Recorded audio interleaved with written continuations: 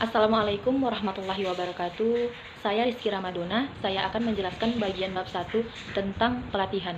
Bagian ini menguraikan beberapa hal terkait pelatihan, yaitu pengertian pelatihan, tujuan pelatihan, jenis pelatihan, dan pergeseran paradigma pelatihan.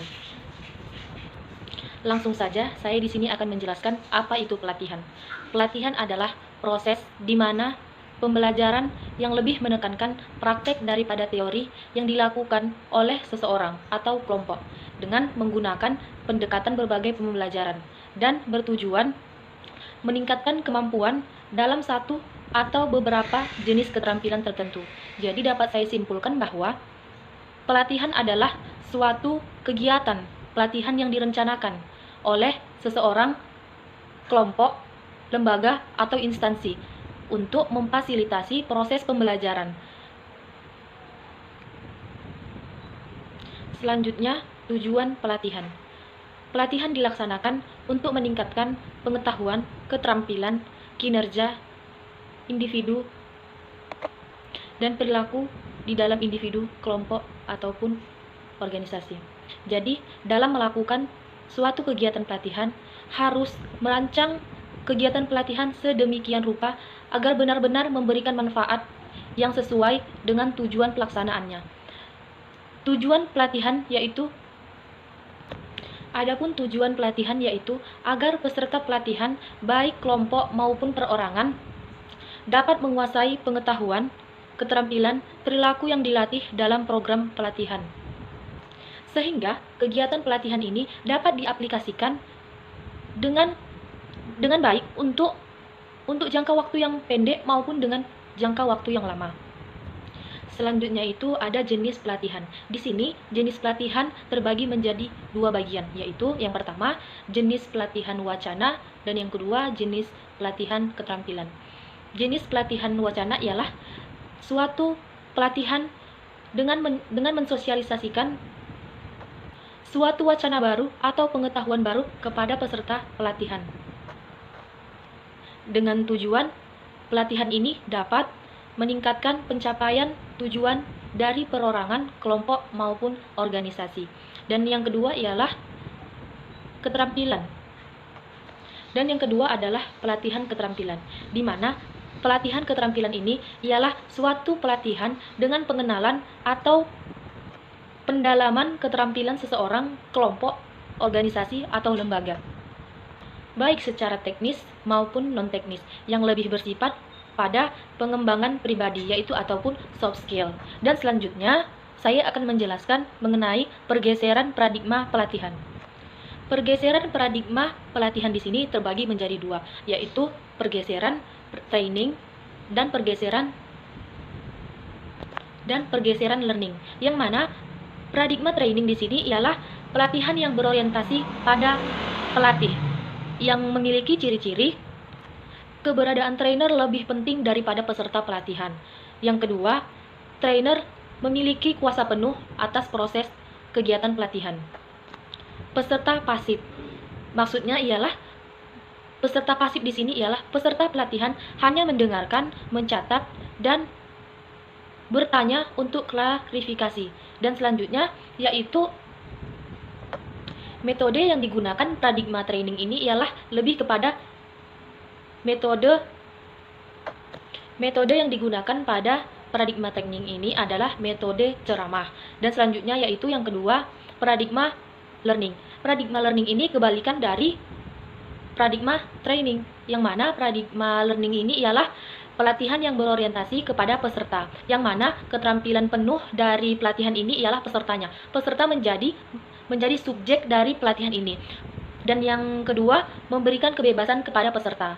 Yang ketiga, terjalinnya kerjasama murni antara peserta pelatihan dan trainernya. Dan yang selanjutnya yaitu variasi dan keberagaman dalam metode belajar. Dan di dalam paradigma learning ini, dia lebih kepada adanya proses kegembiraan dan kesenangan di dalam proses pelatihannya.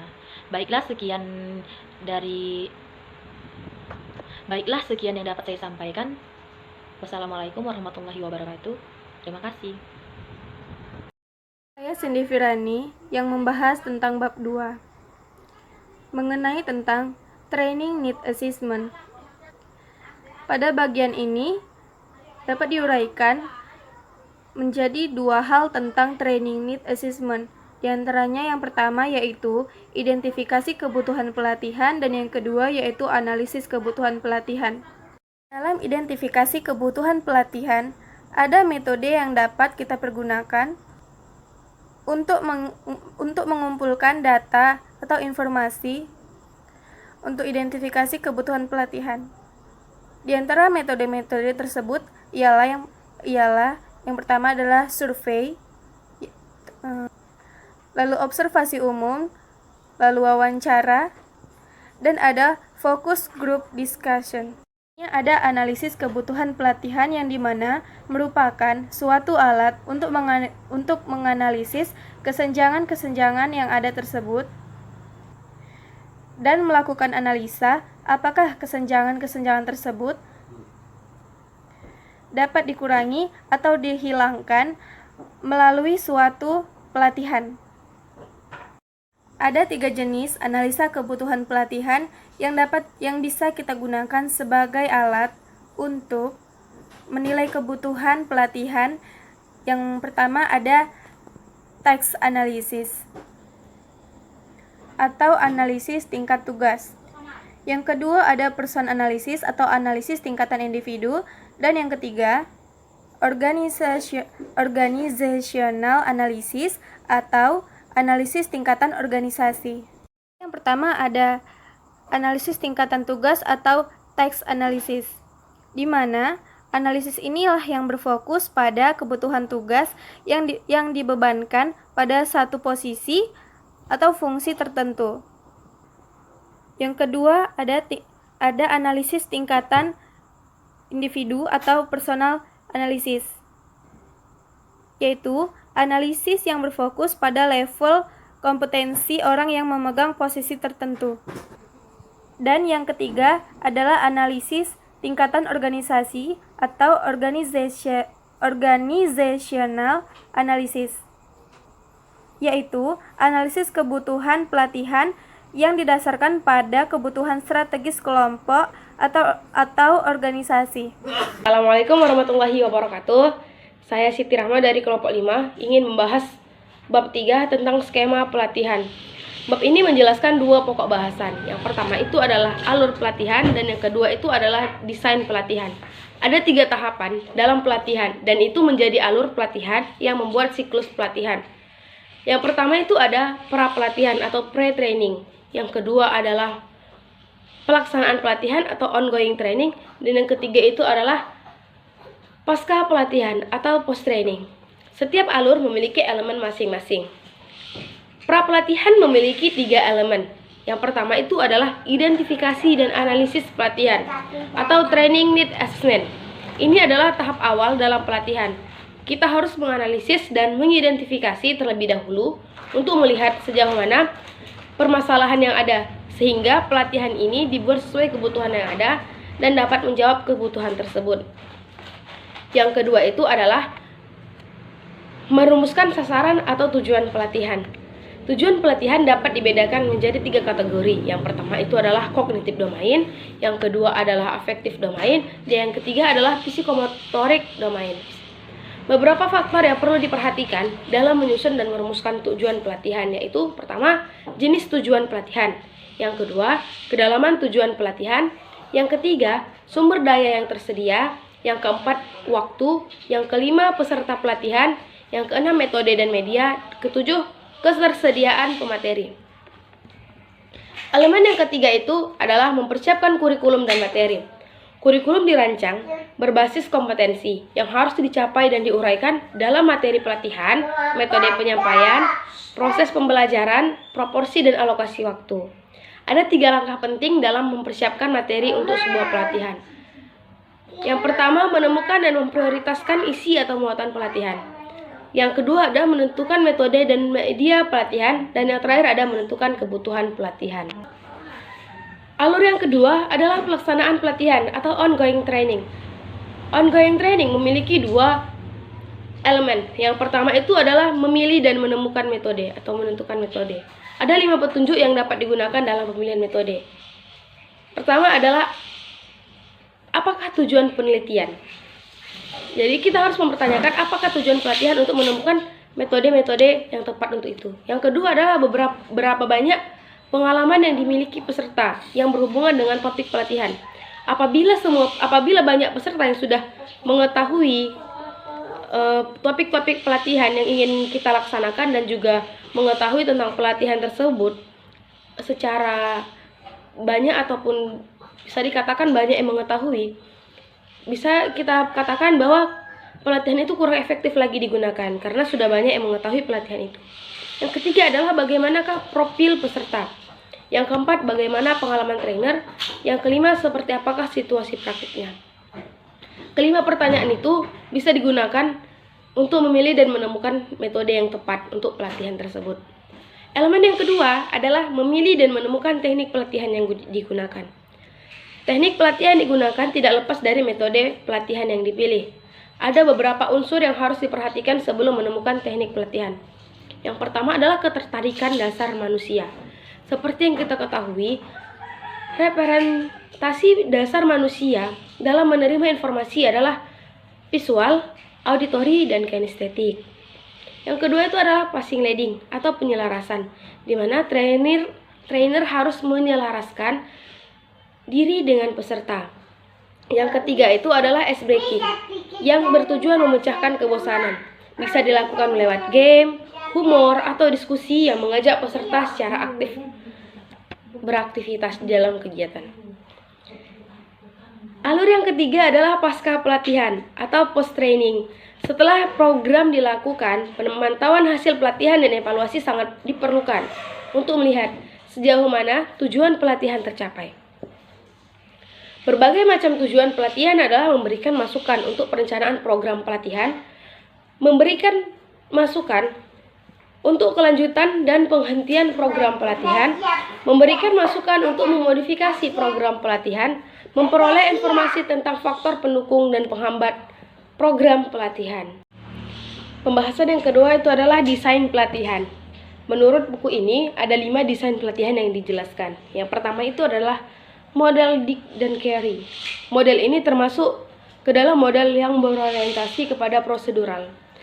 Ada beberapa hal ataupun elemen yang membangun model ini. Yang pertama itu adalah identifikasi pelatihan, yang kedua analisis instruksional, yang ketiga analisis peserta pelatihan dan konteks, yang keempat itu adalah merumuskan tujuan pelatihan khusus, dan yang kelima adalah mengembangkan alat dan instrumen penilaian, yang keenam mengembangkan strategi pelatihan, yang ketujuh penggunaan bahan ajar, yang kedelapan itu adalah merancang dan melaksanakan evaluasi formatif, yang kesembilan melakukan revisi terhadap draft program pelatihan, dan selanjutnya itu adalah merancang dan mengembangkan evaluasi sumasif. Di model yang kedua itu adalah model camp. Menurut model ini ada beberapa langkah dalam penyusunan sebuah bahan ajar. Yang pertama itu adalah menentukan tujuan dan daftar topik. Yang kedua menganalisis karakteristik pelajar. Yang ketiga menetapkan tujuan pelatihan yang ingin dicapai. Yang keempat adalah menemukan isi materi pelajaran. Yang kelima mengembangkan pra penilaian atau penilaian awal. Yang keenam memilih aktivitas pelatihan dan sumber pelatihan. Yang ketujuh mengkoordinasi dukungan dan pelayanan atau sarana penunjang. Dan yang terakhir itu adalah mengevaluasi pelatihan mengevaluasi peserta pelatihan. Di model yang ketiga ada model Assure.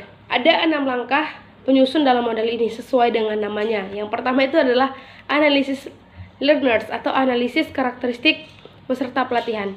Yang kedua itu adalah stage objektif atau menetapkan tujuan pelatihan. Yang ketiga itu adalah select method, media, and materials atau seleksi media, metode, dan bahan. Yang keempat adalah utilize media and material atau memanfaatkan media dan bahan ajar. Yang kelima adalah require learners participation atau melibatkan peserta dalam proses pelatihan, dan yang terakhir adalah evaluated and revise. evaluasi, dan revisi. Model yang keempat itu adalah model EDI. Sama seperti model sebelumnya, model EDI ini ada 5 penyusun 5 penyusun model ini sesuai dengan namanya. Yang pertama itu adalah analisis. Analisis kebutuhan untuk menemukan masalah dan solusi yang tepat dan menemukan kompetensi peserta pelatihan. Yang selanjutnya itu adalah desain. Desain menentukan kompetensi khusus, metode, bahan ajar, dan strategi pelatihan. Selanjutnya ada development atau memproduksi program dan bahan ajar yang digunakan dalam pelatihan. I-nya itu adalah implementation, melaksanakan program pelatihan dengan menerapkan desain atau spesifikasi program pelatihan. Dan yang terakhir itu adalah evaluasi, melakukan evaluasi program pelatihan dan evaluasi hasil pelatihan. Model yang terakhir itu adalah model Smith dan Regan. Itu model yang kelima. Model ini memiliki kecenderungan terhadap implementasi teori pelatihan kognitif. Metode ini atau model ini juga sering dikatakan model kelas. Ada beberapa penyusun model ini. Yang pertama itu adalah analisis lingkungan pelatihan. Yang kedua adalah analisis karakteristik peserta pelatihan. Yang ketiga adalah analisis tugas pembelajaran. Yang keempat adalah menulis butir tes. Yang kelima adalah menemukan strategi pelatihan. Selanjutnya adalah memproduksi program pelatihan. Kemudian melaksanakan evaluasi formatif. Dan yang terakhir adalah merevisi program pelatihan. Itu adalah 5 model ataupun desain pelatihan yang dijelaskan di dalam buku ini. Setelah tadi membahas alur pelatihan dan juga model pelatihan di bab skema pelatihan. Mungkin sekian penjelasan dari saya mengenai bab 3 tentang skema pelatihan. Assalamualaikum warahmatullahi wabarakatuh. Perkenalkan, nama saya Nisariani Syagian. Saya akan membahas bab 4, mekanisme pelatihan. Ada 4 pokok pembahasan bab 4 ini, yaitu pendekatan dalam pelatihan. Yang kedua, metode pelatihan. Yang ketiga, teknik pelatihan. Dan keempat, kelengkapan pelatihan. Yang pertama, pendekatan dalam pelatihan. Pendekatan artinya pola atau cara berpikir atau dasar pandangan terhadap sesuatu. Adapun macam-macam pendekatan antara lain adalah: yang pertama, pendekatan kontekstual. Artinya konsep pelatihan yang mengkaitkan antara materi dengan situasi peserta. Yang kedua, konstruktivisme. Artinya tindakan menciptakan sesuatu makna dari apa yang dipelajari.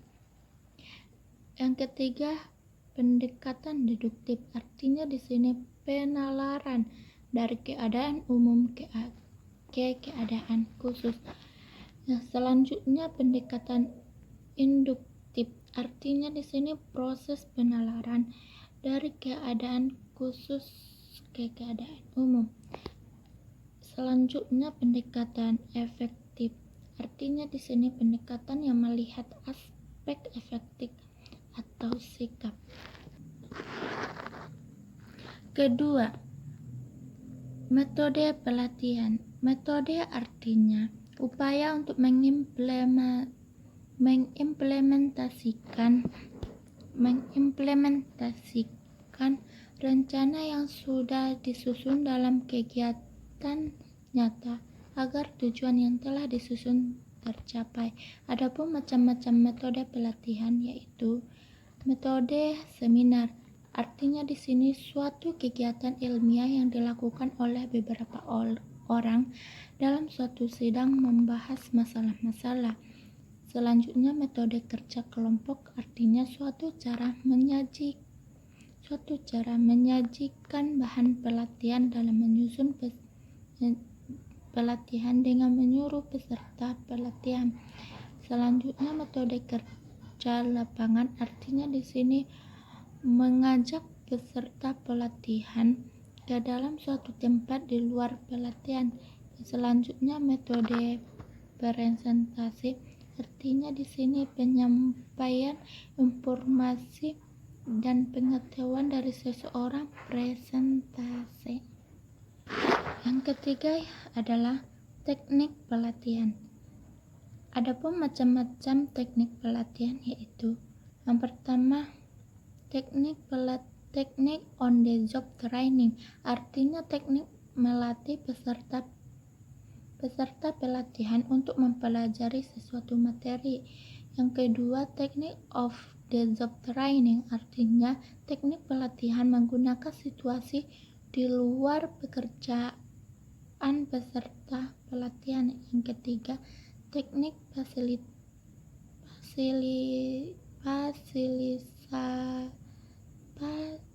fasilitasi.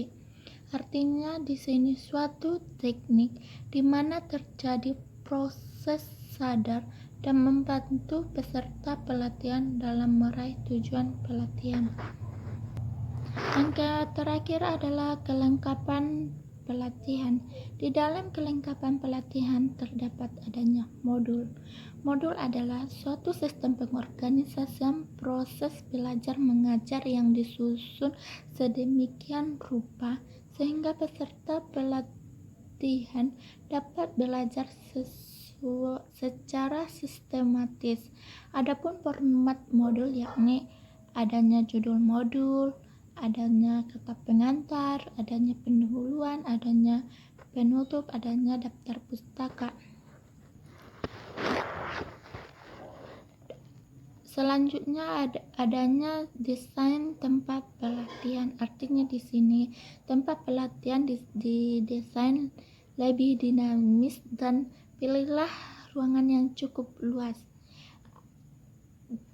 Di pokok pembahasan ini juga terdapat matriks acuan ringkasan sesi program dan matriks acuan proses tiap topik atau materi program pelatihan. Selanjutnya saya akan membahas tentang kelebihan dan kelemahan di bab 4 ini. Adapun kelebihan bab 4 ini, yang pertama dari segi materi yang terdapat dalam bab 4 ini sangatlah bagus dan lengkap sesuai dengan judulnya. Sebab judul bab 4 yakni mekanisme pelatihan.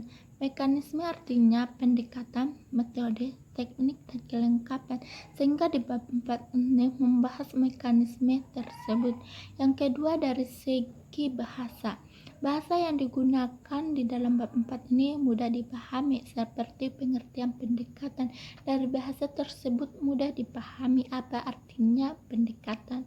Yang ketiga, di bab 4 ini adanya kutipan dari para ahli yang membuat keakuratan dan kejelasan dari setiap pembahasan dapat diyakini keberadaannya oleh pembaca. Contohnya di dalam bab 4 ini terdapat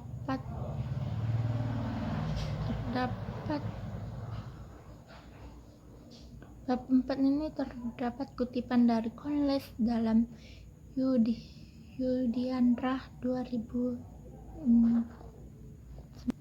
Menurut saya kekurangan di dalam bab 4 ini tidak ada, sebab bab 4 ini menurut saya sangatlah sempurna. Semuanya secara jelas dan terang dan mudah dipahami. Terima kasih. Sekian dan terima kasih. Assalamualaikum warahmatullahi wabarakatuh. Saya Saidati Robiah Berutarigan. Dalam pembuatan CBR saya mengambil bab terakhir yaitu bagian 5 evaluasi pelatihan. Dari evaluasi pelatihan ini menguraikan 3 uraian, yaitu 1 langkah-langkah evaluasi, kedua ada metode evaluasi, ketiga yaitu adalah lembar evaluasi pelatihan. Adapun evaluasi pelatihan itu merupakan suatu proses pengambilan data atau informasi yang dilakukan sebelum melakukan pelatihan. Baiklah teman-teman, kita akan membahas langkah-langkah evaluasi. Itu merupakan bagian pertama dari evaluasi pelatihan. Dari langkah-langkah evaluasi ini memiliki 1. Persiapan evaluasi atau penyusunan desain evaluasi. Kedua, ada pengembangan instrumen. Setelah pengumpulan data dilakukan, langkah selanjutnya yaitu dalam mengevaluasi pelatihan, menentukan instrumen apa yang digunakan, instrumen apa yang layak digunakan dalam proses pelatihan tersebut. Melakukan pengembangan instrumen, langkah selanjutnya yaitu mengumpulkan dan menganalisis data serta menafsirkannya. Pada langkah ini sudah mulai terjun ke lapangan untuk mengambil data-data yang valid.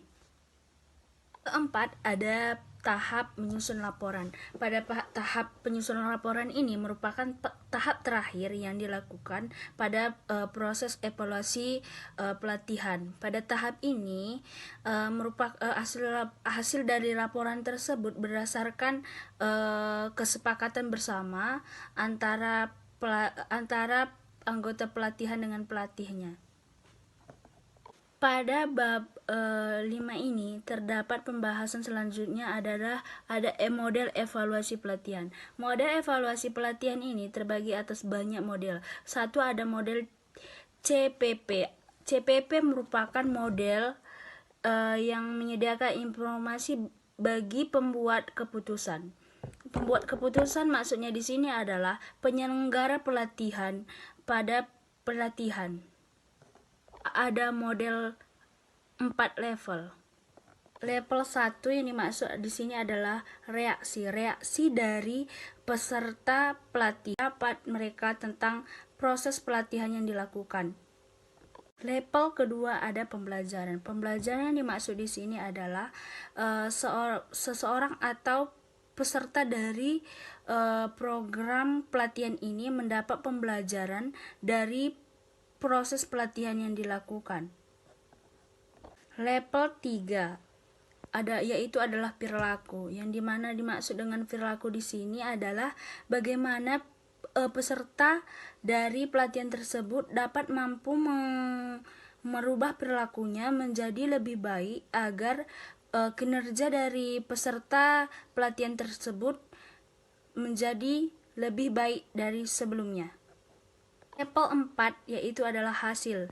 Yang dimaksud dengan hasil di sini adalah dari proses pelatihan yang dilakukan, diharapkan peserta pelatihan tersebut baik individu maupun kelompok dapat menciptakan atau menerapkan dari proses pelatihan tersebut dan menghasilkan proses kinerja yang lebih baik lagi. Yang terakhir dari pembahasan bab 5 ini mengenai evaluasi pelatihan, yaitu lampiran dari evaluasi pelatihan itu. Berikut adalah contoh-contoh lampiran evaluasi pelatihan.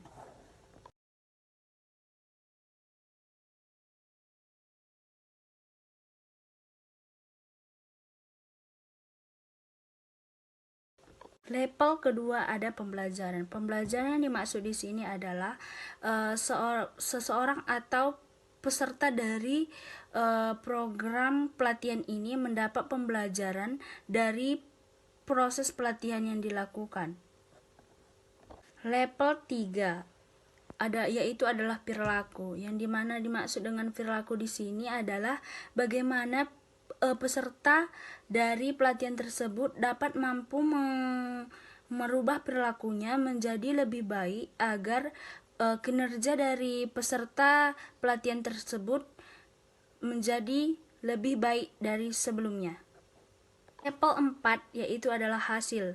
Yang dimaksud dengan hasil di sini adalah dari proses pelatihan yang dilakukan, diharapkan peserta pelatihan tersebut baik individu maupun kelompok dapat menciptakan atau menerapkan dari proses pelatihan tersebut dan menghasilkan proses kinerja yang lebih baik lagi.